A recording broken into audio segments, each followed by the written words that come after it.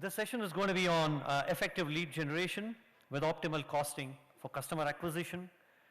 It's going to be talking about how growth is a function of quality and quantity.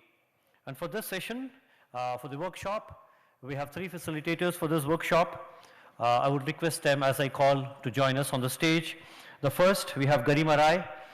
Garima is the head of marketing for APAC at InsideView Technologies, a leading global market intelligence player. An MBA from INSEAD, France. She has over 8 years of experience in the high-tech sector in various responsible positions. Her focus is to ensure sustainable returns on marketing investments, and her experience spans areas including content marketing, digital campaigns, go-to-market plans, market research. She's a social media enthusiast and a keen blogger. The next facilitator we have for the day, Ankush Garg. Ankush heads marketing at Pentaur, a seasoned professional with over 15 years of experience in the digital space in B2B and B2C, and product management roles in various organizations in India and the US.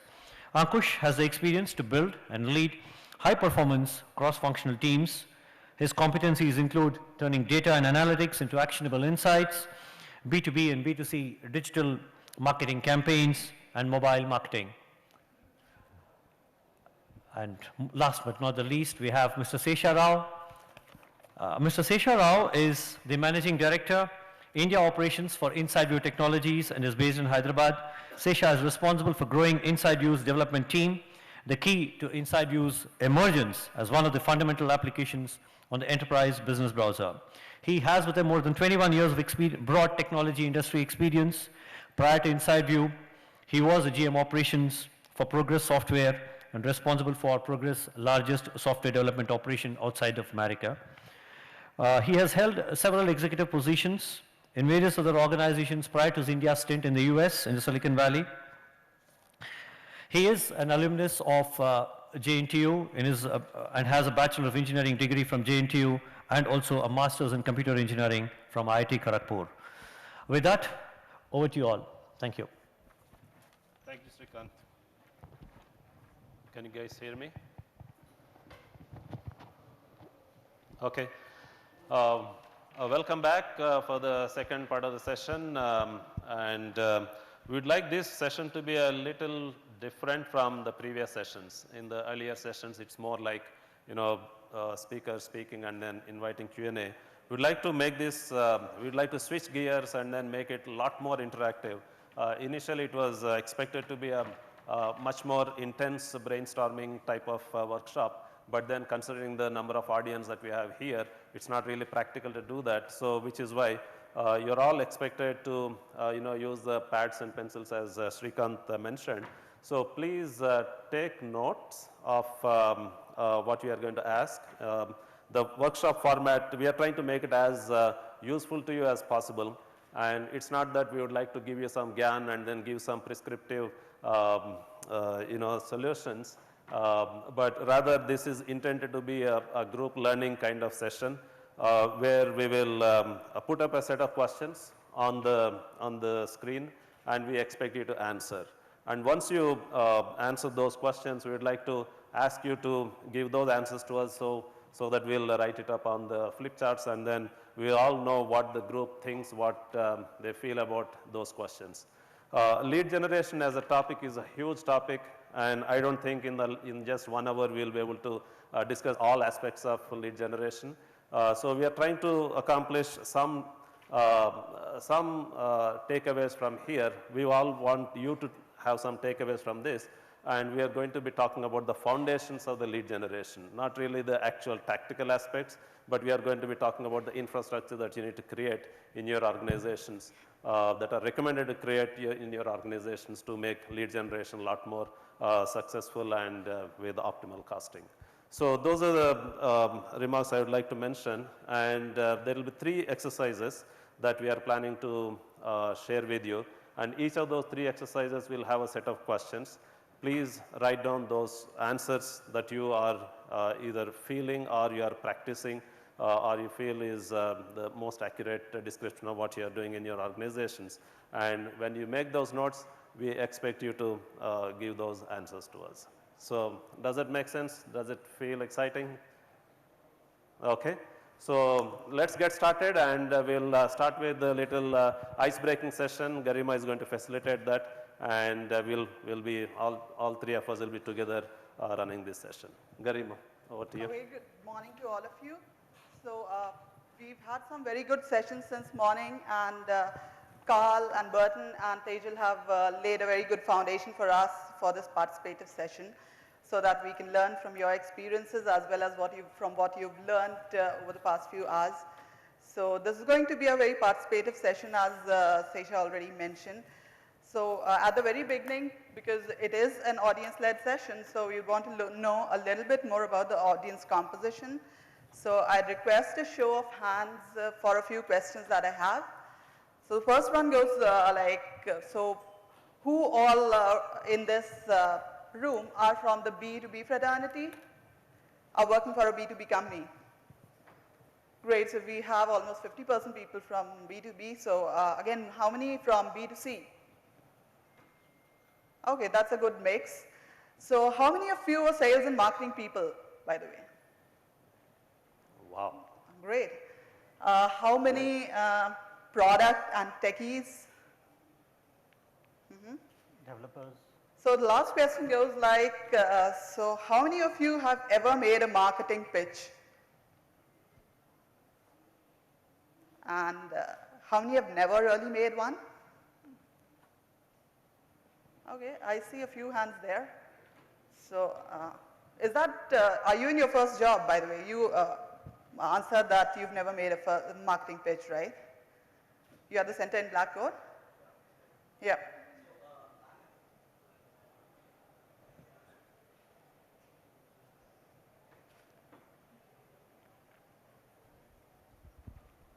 Yeah, so I'm an entrepreneur, so I have my own company. It's a startup.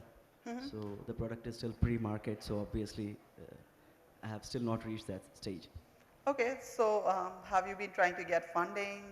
Yeah, so we've got initial round of seed funding. Now we are preparing for the next round of funding. So certainly you have made a marketing pitch, right? Yeah, from that perspective, from a fundraising Do you have a girlfriend or a wife or like? I have both actually. Oh, that's amazing. So you have made several marketing pitches, right? Since childhood, I just wanted to make that point that since childhood, all of us have been making a lot of marketing pitches to our parents in the first place, to buy some toy, to buy some gadget, to buy a new phone, to buy a new bike, then to prospective girlfriends and boyfriends, then to prospective employers, and then finally, like as an entrepreneur, you've been making pitches to people who can fund your venture, right? So I think everybody here is very, very experienced in marketing. We've been doing that since many years. So that's the reason that the format of this session is to get to learn from everybody's experience. And that is what we are here for. So as we said that we'd start with an ice-breaking exercise, so I'd need some 4 volunteers. Some people who are really into gymming and people who really want to show their muscle power. This is what the game looks like. 4 people. Great. We want 3 more. We want 3 more. Okay. Probably some girl power as well. Come on over. Okay. Any? Okay. Please come up. You can stand on this side, and you can stand here, one here and one that side. So we have so one 1, over 2, there, 3, 4. one over here. Probably you could and join. Please. And here, one of over you here. who's really honest can be a referee. Who can swear by your honesty? Probably somebody who's not into sales and marketing. Yeah, you can. There is one more person we have. One chance. more referee. One we more. need. Yeah. Okay, come Please. over. So in pairs, you're going to play the game. 2 people on this table, 2 on this one. So the game is pretty evident, like you can see from the picture. The rules remain the same, that you don't have to use 2 hands. You can't support one of your hands with the other one. And there's one other rule which says that this is a time-bound game, so you get 2 minutes to play this game. And the one who's able to touch the other person's hand on the surface of the table the maximum number of times within those 2 minutes wins. So once you've touched the other person's hand once, the game is not over if the time is left. You can try it once again. So if you're able to do it the maximum number of times, you win, right? So Understood. we have 2 referees. You have to really very honestly watch the time, yeah, 2 let's do minutes, this, you and for this then table, and maybe you can do it count for how this many table. times you win, how many times the other person wins. Okay, let's start here maybe. So, Yeah, I have the timer. I don't have the phone. So that the audience can see. Yeah, that's the best. Yeah. So betting is allowed here. Anybody who wants to bet for your friends can do that. I will do the time. You can count how many times. Yeah. Okay. Okay. Start. Cheering up, betting, everything is allowed. 1, 2, Yeah. 3, 4, Yep. Start. 5,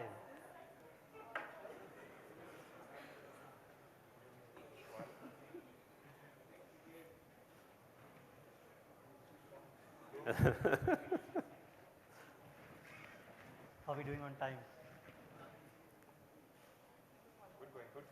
You can't support your hand with the other one.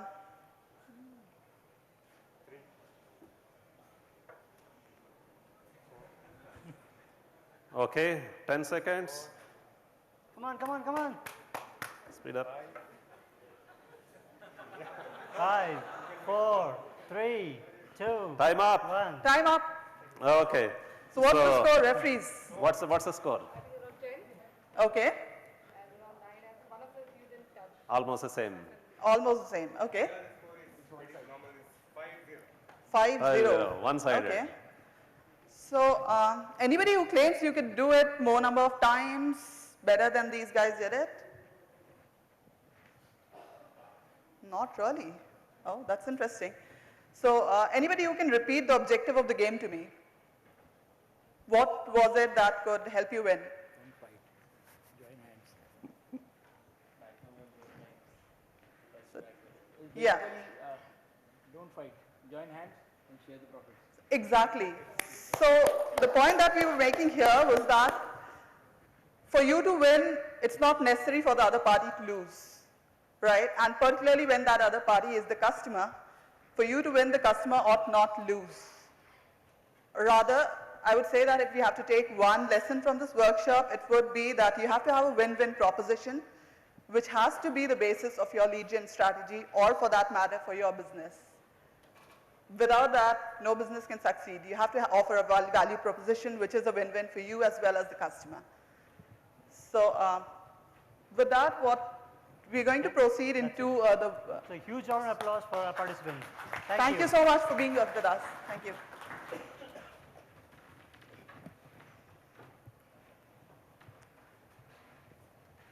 So with that, we'll get into the context of this session, so which has been set really well by the people who came before us. Carl in particular mentioned that the purpose of a business is to create as well as keep customers. And that is what lead generation is all about. So lead generation, as we already mentioned, is a very huge topic, and if we talk at length about it, we can probably go on for hours and still not cover it in its entirety. So what we'll stick to in this session would be the 3 essential principles that need to underpin your lead gen strategy. So these could be, I would say that the basics, and not something that will create your lead gen engine or guarantee you that you're going to get a number of leads or very good quality of leads, but certainly these has to be the principles on which your lead generation strategy has to be built. So we start with these 3 principles. I'm calling these the 3 pillars of successful lead generation. So when we talk about it, the first one would be identify your needy niche. So what do I mean when I say that identify your needy niche? Essentially what I mean to say is that there could be a huge total addressable market for you. The entire world could be an open market for you. But unless you have focus at the very beginning for a new venture, there are least chances that you'll succeed. So you start small, start with a focused approach, and then build your strategy on that. So that is where we talk about identifying the needy niche. Second comes the customer's journey. So we know that over the past 5 years or maybe a little more, the buying process of the new generation buyer has changed drastically. And what has happened is that even before the vendors come into the picture, almost 50% of the buying cycle, or rather more than that, is already over. So you get into the picture once the buyer has already made up his mind and has already done the shortlisting. So that is where it's very important for us to understand the entire buying cycle and what are the different touch points and where we can make an early entry into that buying cycle. And third, which Burton touched upon in his session, was the data strategy. Data is the currency of the new generation, and we ought to have a data strategy that is strong enough. We need to know a lot about our customers. Customer intelligence is the most important thing when you have to have a targeted approach. So these are the three important aspects that we'll touch more upon. So the first exercise would be for you to answer 3 of our questions related to the very first, that is segmentation. And you have some 3 minutes, we'll time it, to write it on your notepads, and then we'll ask you to come up with those we'll do a brainstorming session and write those here, and then do a wrap up for that particular part. And similarly, in the same context, we'll do for the other 2 pillars. So here are your questions. Define at least one target segment. Why will they buy from you? What is your ideal customer profile? So we'll be timing it. Your time starts now. And post 3 minutes, let's start with the brainstorming.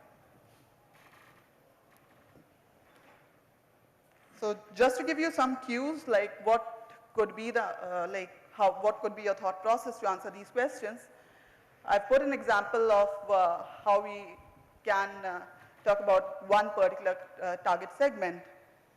And similarly, I've put some example for why will that particular segment buy from us. What is the question that you need to essentially answer there? And then your ideal customer profile. So based on each of your businesses, you could write those answers.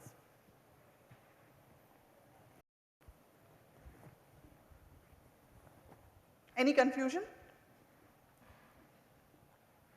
You can ask a question if you have any question on the question. But be prepared to come up to the stage if called, and be prepared to contribute.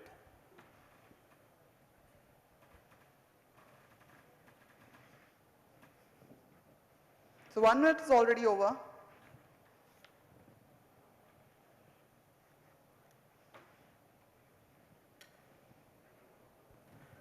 So the intention here is that we are going to collect all the inputs from you and then write it up on the screen here on the flip charts here, and then derive some conclusion from there how you could map your segments.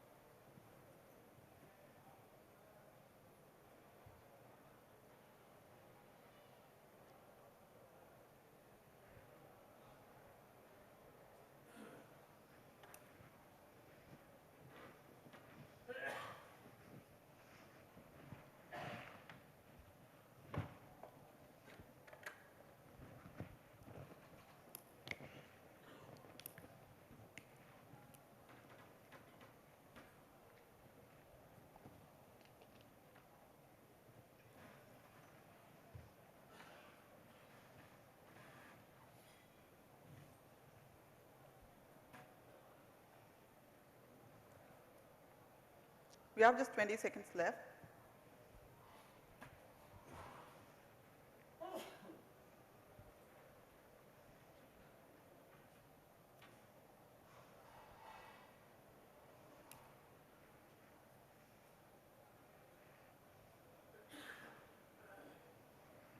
Great.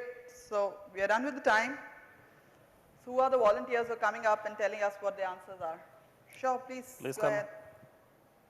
You can come up to the front, use a mic, or, you know, You can probably pass the mic to yeah, pass the everyone. mic to some of these participants.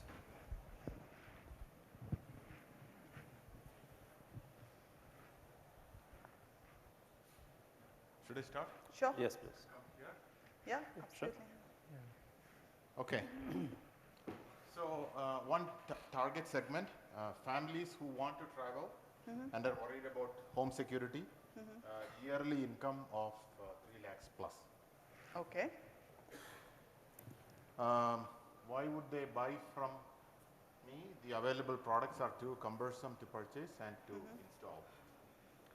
So essentially what are the three things you used for segmenting, like when you say that families whose income falls into a particular Families who bracket? want to travel, Okay. worried about home security, yearly income of 3 lakhs plus. Habits or benefits could be one Yeah. segmentation. And then income, you said, right? Could be another. Yeah, that's probably good enough. Okay. Yeah. And And then the last one, what's your ideal customer profile? I said that John does not have a dog at home, lives in an independent home with a history of theft, and his monthly income is 50K. great. So you also mentioned about debt, so that could again come into financial. Okay, great. Great, Okay. thank you. Okay. Anyone else? Yeah, can I tell Yeah. you from here? Yes, yeah, you can do it from there. So we have an email product. So this is a P2C email product or a messaging product. Really, it's not an email product. Target segment is an email user who uses Microsoft Outlook at work and who receives more than 30 emails a day.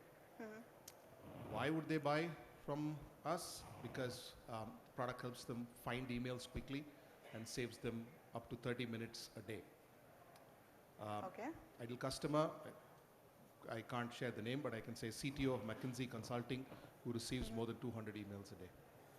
Okay, great. So again, what would you suggest as the categories that you've used for segmenting? I would say email volume. Okay.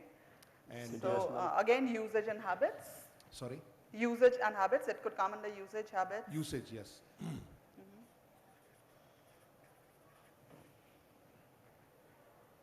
So more situational. Productivity. More situational, yeah. Why would be productivity?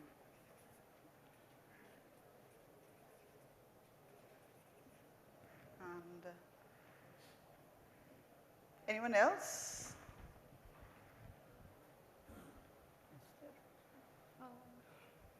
The target segment would be the global visually impaired population, the early age visually impaired population, which has learnt Braille, which is the tactile script that they use wherein they read via the sensation of touch. That would be the target group. Why would they buy the product from us? So we've built a sort of Braille tablet which has a tactile screen as well as a keypad and navigation buttons. So they would buy from us because our cost is 10 times lower than everything that's existing in the market at a similar quality. And the other is the functionality that we would be able to provide in comparison to the n number of products that they have to buy to getting that same level of functionality today. Ideal customer profile would be an individual in the age of 15 to 40 who uses digital aids in their day-to-day life and who faces accessibility issues. Okay.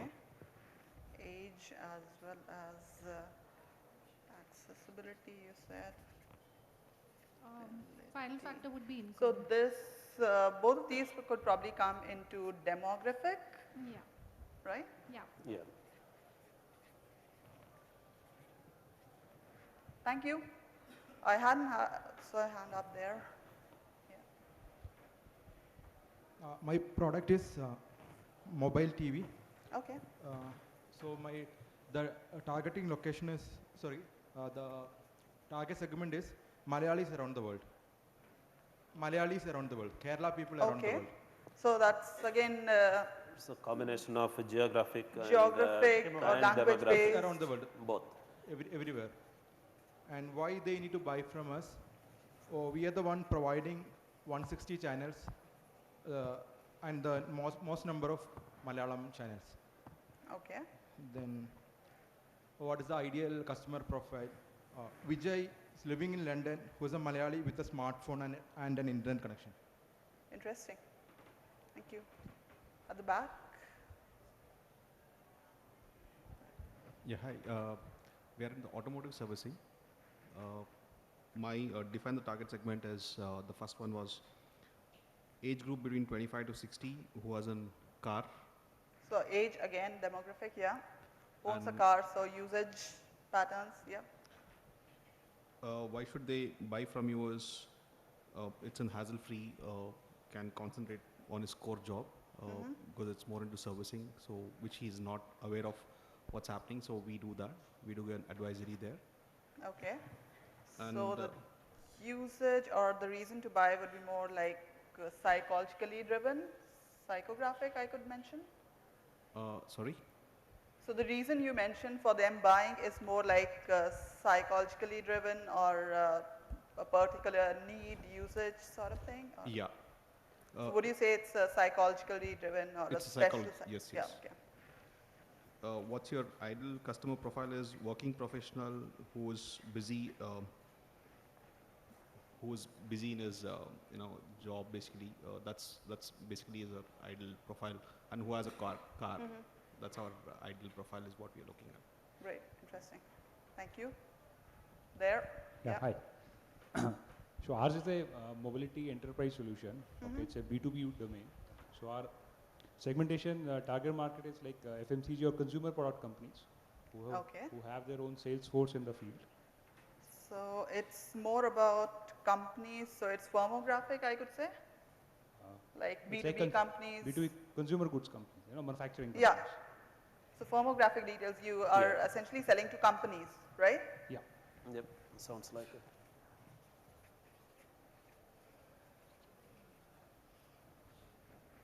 So the problem statement is why they'll buy from us. It's like overall, it's solving a need of their field force, real-time data collection, visibility in the market, and why particularly us is a superb implementation and a lot of success stories in B2B space, economical, and taking care of whole IT outsourcing in this case. Benefits could be economical, yeah. Okay. Customer profile would be, let's say, a snacks manufacturing company with 100 plus salespeople. The geographical, it could be regional or pan-India presence, having a turnover around plus 50 crores.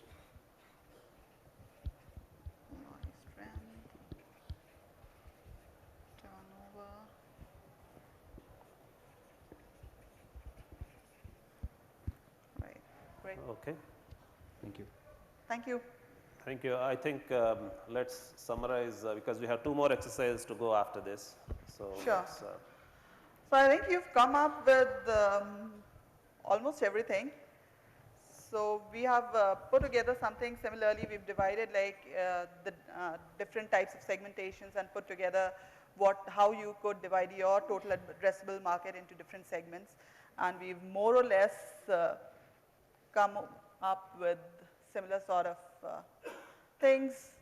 So you see geographic there, which divides the market into geographical entities, which is something that, that's already there. And similarly, we've covered demographics, we've covered firmographic, depending on whether you are a B2B company or a B2C company. It could be firmographic, demographic, situational, or psychographic, so everything has come from you. And that's what the agenda for this session is. Similarly, we'll be doing 2 more exercises and we'll see how our answers and your answers match up. So we'll move to something very interesting now. Ankush, probably you'd want to. So just maybe the takeaway from, if you can put the previous slide once. So the major takeaways from this exercise would be on the left side, divide for an effective lead generation, you first need to understand your total addressable market and what's the target segment, and who are you targeting, and who is your ideal customer. Once you figure those things, a way to effective lead generation is primarily to target them with relevant messages. A broadcast message, the spray and pray kind of approach, it's not going to work anymore. Buyers have changed, and they don't have enough time to spend on reading your emails or reading your ads or whatever unless it hits their requirements. So it's very important for you to understand what they are looking for, and that's what you accomplish by doing the TAM analysis and the segmentation analysis and your ICP analysis. And next step for you would be to really target them with the relevant messages. Those messages could be emails, ads, videos, and whatever is inbound marketing techniques that you use. So the most important takeaway from here is target with relevant messages. Yeah, so that's about focus and how you should focus on the ideal customer profile first. So moving over to a very interesting topic. So thank you, Garima. That was a great exercise. And I have the middle seat in the flight, right? So I have the section on customer journey. So once you identify the segment, you identify your target customers, and then you start mapping how do you map the leads or the prospects or your customer journey. So I was trying to think of a good example. How do you generate interest, or how do you, at its very roots, how do you create awareness about something? So I was trying to think of a very good example. In the recent past, I couldn't find of a really good example which generated that level of awareness and interest. And so I'd like to show you a video right now. Here you go. Today we celebrate the first glorious anniversary of the Information Purification Directives. We have created, for the first time in all history, a garden of pure ideology, where each worker may bloom, secure from the pests of a contradictory thoughts. Unification of thoughts is more powerful a weapon than any fleet or army on earth. We are one people, with one will, one resolve, one cause. Our enemies shall talk themselves to death, and we will bury them with their own confusion.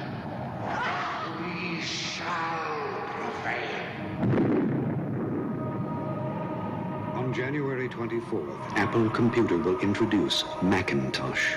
And you'll see why 1984 won't be like 1984. So this is a good example of a really old, it's like 32 years old advertising. This ad ran only once at the Super Bowl in '84, and it is one of the most popular ads of all time.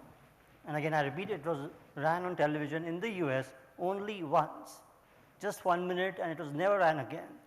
And as everybody knows, Apple introduced the Macintosh PC for the very first time, and they tried to showcase how people want to get away from Big Blue at that time, and this personal computing was the first time they introduced. That was a good example. Okay, so moving on to the exercise P. So similarly, get your pens and paper ready. I have a couple of questions. So when you map the customer journey, so you are looking at how do you get customers, how do you get them to your product or service, how do you get them to engage with your product or service, how do you get them to pay for you. So how do you convert your prospect or lead into a paying customer? Very important in today's world to have customers who pay for your product or service. And then once you get them to be a paying customer, how do you turn them into advocates? So they tell other people that, wow, this product is great, you should also try this. So whether it's in the form of referrals or in the form of people telling other people that you should try this. So 4 questions, again you get your 2.5 minutes. Please try and write how do you attract your customers, how do you engage with them, how will you convert them into paying customers, and lastly, once they are paying customers, how do you turn them into advocates?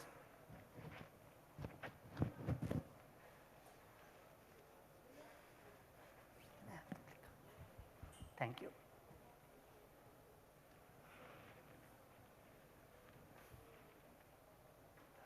So I do some have examples here. So you could attract them while you write it. You could use SEO, PPC, advertising, press releases, trade shows.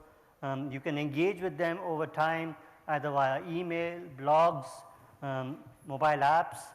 How do you convert them? You convert them into paying customers. Again, you could have a SaaS model, a subscription model.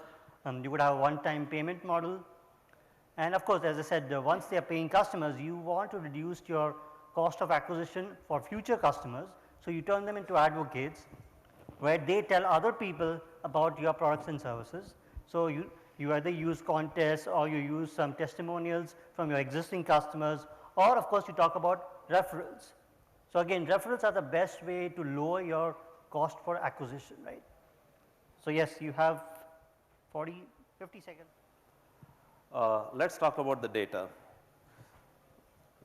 Bert has mentioned about the big data and how the data is really proliferating, and terabytes and exabytes of data is being created.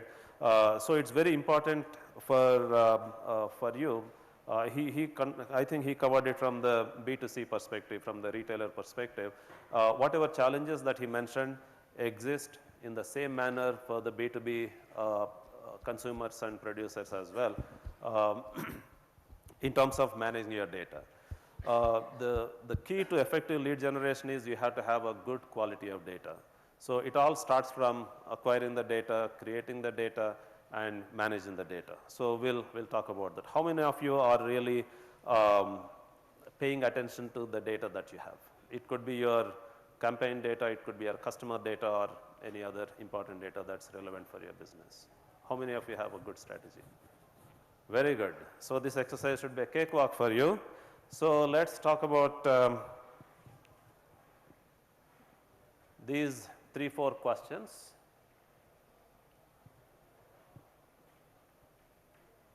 What information you need to know about your target segments? What are the data fields that you need to have in your database? And how will you acquire that? What's your strategy? And how will you use it? And finally, where will you consume this? You wanted to give some little clues quickly? So, for example, what are all the data fields that you probably need? The first name, last name, email, and many more. That's for a contact, but for an account, you probably need a lot more in terms of the firmographic information, the revenues, the number of employees, the branch locations, and technologies used. So lots of stuff. And how will you acquire the data? Will you buy a list? Will you simply buy the data? Will you acquire it from your website by inviting form fills, or the outbound activities, webinars, events, registrations? And how will you use them? How are you going to develop those target segments based on this, and make targeted offers and promotions and messaging based on the role? And finally, what's the place in which you will consume this data? Is it in your CRM, or is it in your marketing automation, or some lead nurturing tools? Where? So I'll give you a few minutes. I'll probably give you a couple of minutes. So please go ahead, write it down. I'll tell you once the time is up.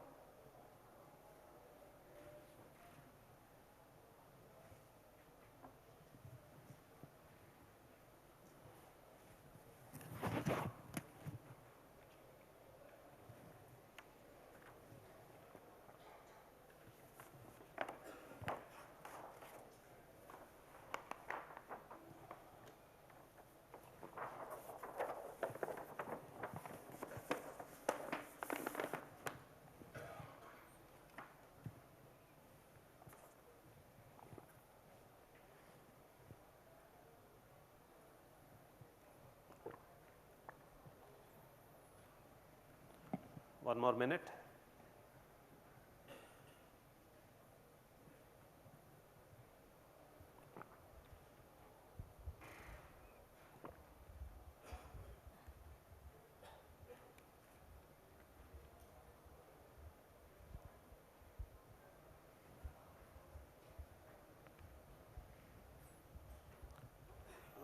just need this for a second.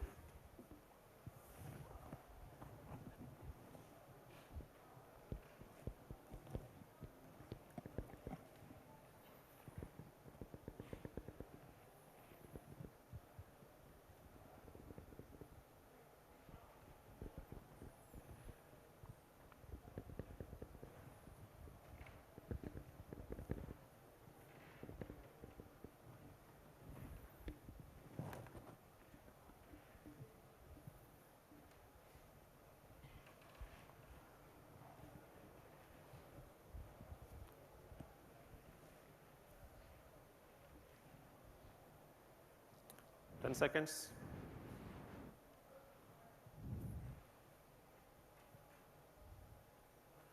Okay, let's go. Volunteers, please.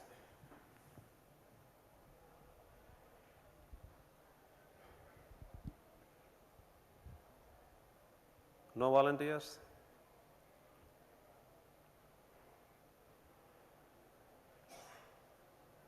That's a tough one. Should I pick one of you? Oh, we have a volunteer there. Okay, over there. Thank you. So my software is into the recruitment and hiring automation space. So the data fields that I'm looking for are annual hiring figures and revenue.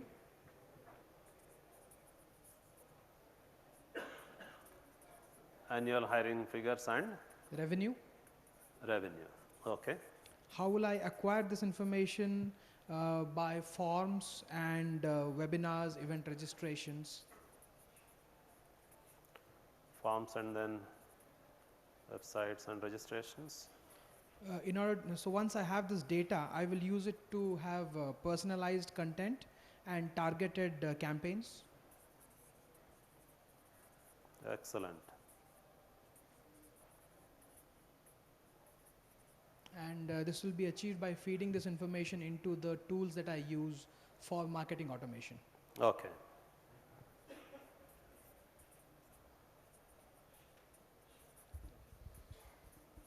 And you would use that tool to nurture and then develop the leads further. Excellent. Others? Other volunteers? Yes, sir. Yes. Yeah, so information we need to know the vertical, the industry vertical, the sub vertical maybe, and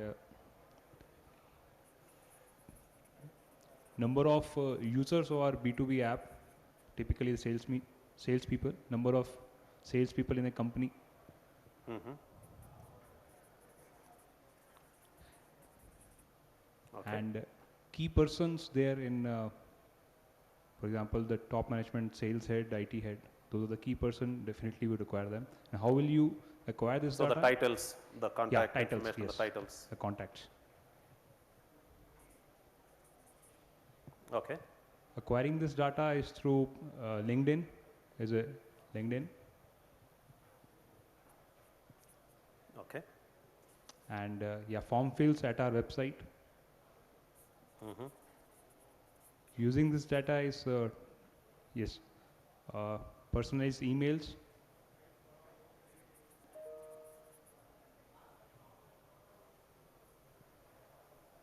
We use CRM tools for consuming this data.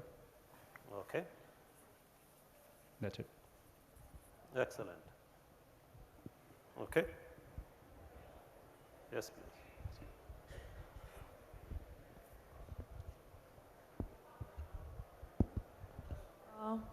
What information you need to know about your target segments.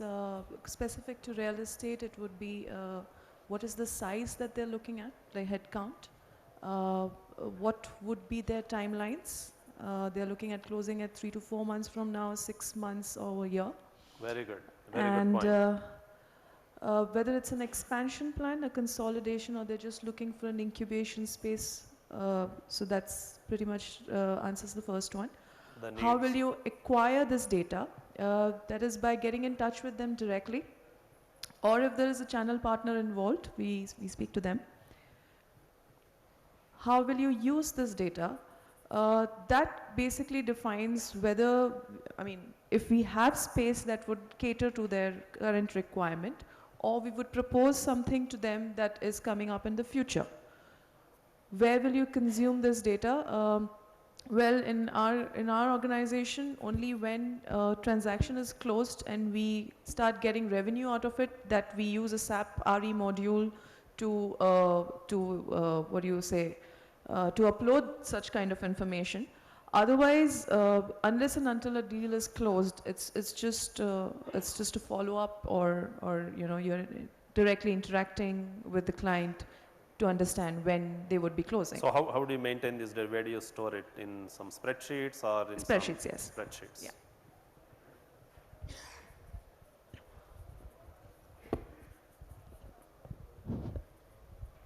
Okay, I saw one volunteer. Hello, Guru here. We have a B2B product, basically mobile app for field force automation. Okay. Field force people. So the segment is like, you know, the way the last mile in terms of customer satisfaction, turnaround time. So the power industry, telecom infra, retail, delivery. This is the segment. How do we acquire this data is we do have, you know, through our contacts, we try to have these newsletters, which is going regularly, and blogs, which will actually lead to the blogs, and then LinkedIn. So it's more inquiries, inbound inquiries. Yes. Trying to attract customers through then the LinkedIn. And also we are trying to build channel partners, so they also could feed information. Information as it comes, we start segmenting the market and try to find out where are the needs and how do we place it. But already the product is there, so it's trying to get more traction.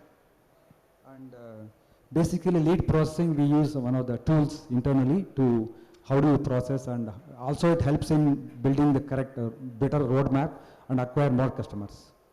Okay, Thank good. you. Thank you. Since we have about 4 or 5 of you, let's move on to the next one in the interest of time. Srikanth is closely looking at me, so it's time to conclude. So I think you are doing many of the things, every volunteer that we talked to looks like you are doing quite well, and I'll give you a little more analysis on top of that. But whatever you mentioned broadly falls into defining a part of your data strategy in terms of defining the relevant data fields. First, identify what are the data fields that you are going to need. That's the first step. And the second one is how I am going to acquire them and create them. So how do I get this data? Maybe through form fills, websites, registrations, whatever, and then you get that into your database. And then the most important part of the whole data acquisition strategy is how to keep it current. How do you make it accurate? How do you keep it accurate? How do you ensure it's recent? And the last one is cleaning it, enriching it. And so these are the primarily 3 or 4 steps, the mantra of keeping a good data, current and relevant. Why is this important? Why should you have an accurate data? If the data is not accurate, your campaigns are not going to be useful, right? They will go to people who don't exist, or the emails that bounce, and you are going to pay the price for that, because campaigns are expensive and you want to get a good ROI. And the other major part of for example, take the form fills. If the form fills on your website, on an average, if you have anything more than 4 fields on the form on your website, the leads are going to lose interest, because you are asking them to do a lot of work. So you need to be able to keep that person's attention its attention span is very, very small, few seconds. So the right way to keep that person engaged so that you will generate a lead is to have as small number of fields as possible. Maybe just the first name, last name, and the email ID. That's it. If you ask them to fill more and more and more and more, the abandonment chances are very high. So you really don't want to do that. You want to give, you want to demand only a few seconds from your potential lead to enter the information on your website. So you need to have a strategy. If all you have is just the first name, last name, and email, will that be sufficient for you to generate targeted messages? Probably not. So, which means that you need to have some kind of strategy where just with the first name, last name, and email, you should be able to know more about that person. And there are tools that will help you do that. There is a lot of information on the internet through social profiles, through the websites, the information that's available, which programmatically can be pulled out, and tools exist for you to make that lead a lot more wider and fill more fields for that person or for that company. So that is one way to acquire. And once you acquire, the data is inherently dirty. Data is like an ice cube. What happens when you hold the ice cube in your hand for some time? Slowly it melts away. The same thing happens to your data as well. What happens to the data that is accurate today, after a while, it's not going to be accurate anymore. Why? People change jobs, people get promotions, they change the titles, and they move. And the same thing happens to the companies as well. Companies, when you have the headcount numbers, the revenue numbers on the company that is entered into your database, that changes over a period of time. The employee count changes, the revenue count changes. Why is it important for you to have that accurate information? Because your segmentation, your targeting is all going to be based on some of these numbers. What is your SMB strategy? What is your enterprise strategy? What is your geographic assignment? How you are going to assign your salespeople to various territories? Territory assignment based on the zip code, based on the count and revenue and employees is all going to be dependent on this.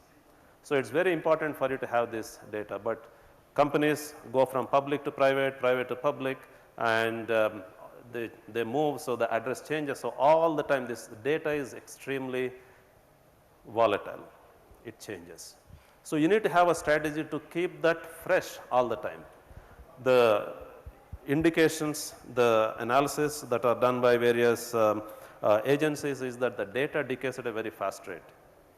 Anybody has a sense of how is the decay rate? Anyone? How quickly the data decays?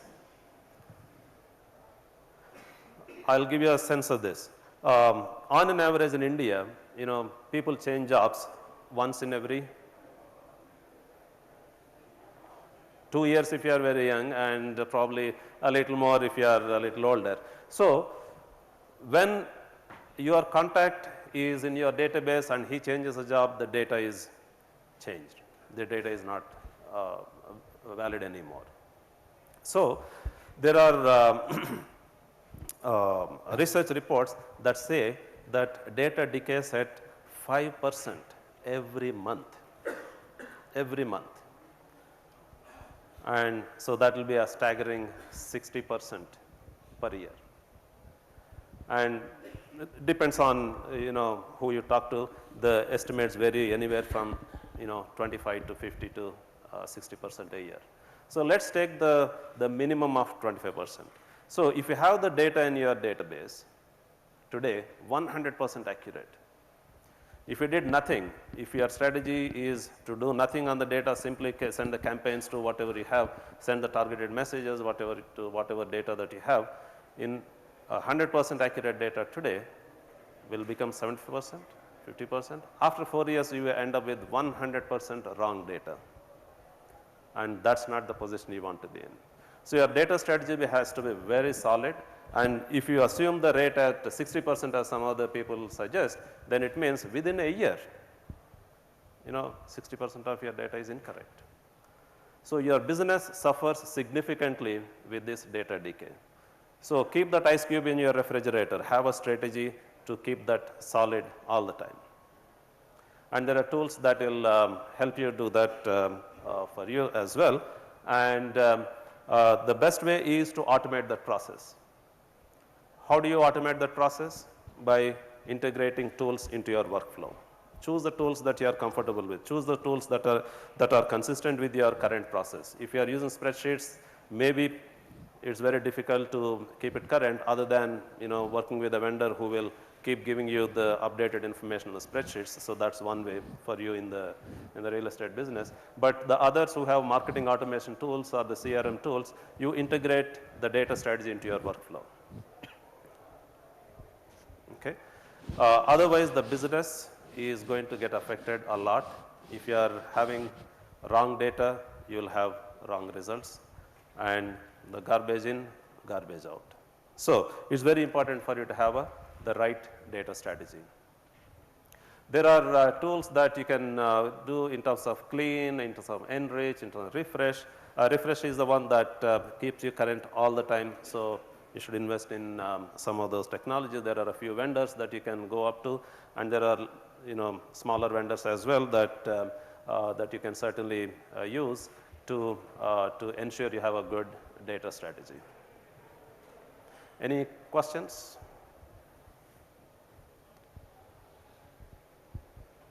Okay. So let's conclude. This is my last slide, which you have seen before. The key takeaways from the workshop today, I hope you'll all find some value about, is identify the niche, understand your customer journey, have a good data strategy, but this is only the foundational aspect. This is only the infrastructure that you are going to create. This is fundamental to your business. Once you do this, the lead generation becomes a lot easier and a lot less painful, and you have to go through the whole funnel. We are not going to cover those aspects of lead generation in this workshop because of limited time that we have at our hand today. Once you have these three pillars firmly taken care, you start your segmentation and send the targeted messages and have a funnel, the funnel where all the leads come in, and then nurture them and develop them, and finally get into a sales funnel. And one of the most important aspects of that is that your sales and marketing teams have to work very closely together. They have to be fully aligned. Carl has mentioned about in the morning where the finger pointing happens, and the finger pointing happens absolutely completely in many organizations. In fact, we have done some surveys between sales and marketing, how aligned they are. We find that they are not fully aligned. So the organizations that are successful today are the ones that have understood the importance of alignment between sales and marketing. So in that funnel, whatever leads that you are going to get from the marketing have to go into sales and ensure that sales is going to convert, that ultimately turns into revenue. That's the ultimate objective of your lead generation. Okay, so that's about all. You have a question? Yes, I have a question. So what is the approximate cost of not having the correct data or decayed data in your database? I mean, like I said, 60%. If the data is decaying at 60% rate, that will directly affect your bottom line. So 60% of your campaigns are not going to be reaching the right audience. 60% of the leads that you have is going to be wrong, which could mean 60% of your business could get affected depending on your conversion rates. Sir, is there any empirical figure in terms of dollars or INR or any currency which I'm sure people there are are. using? I'm sure there are. You can certainly go to several websites that talk about that. In fact, in InsideView itself, we have some empirical numbers for that. Thank you. Any other questions? Yes, please. We see in the Indian market that it is very, one of the biggest challenges which we see in the Indian market is that they're very price sensitive. And with a lot of these big players like Amazon, Flipkart, and all these guys coming into the market and actually offering 60%, 70% discount. I mean, this is just an example from the retail part of it, but otherwise also you see that, when you have Microsoft or, see, I'm into an e-learning space. Okay. But then then we see that this Microsoft coming up with a lot of these things, education tools, which is available for the school, and then they launch these free offers. It gets very difficult for a startup to actually offer that kind of pricing. So what do you suggest? Well, I think it's a business challenge. So certainly India is a very price sensitive market, but as long as you offer more value for the dollar that customer is going to part with, I think you'll be successful. So it could be in terms of brand name, so that way large companies certainly have a large advantage.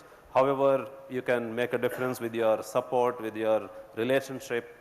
Instead of selling a solution, instead of selling a product or a feature to the customer, work closely with the customer and provide value. The relationships matter a lot more, and a small company, I think, can survive only with the relationship and service and support.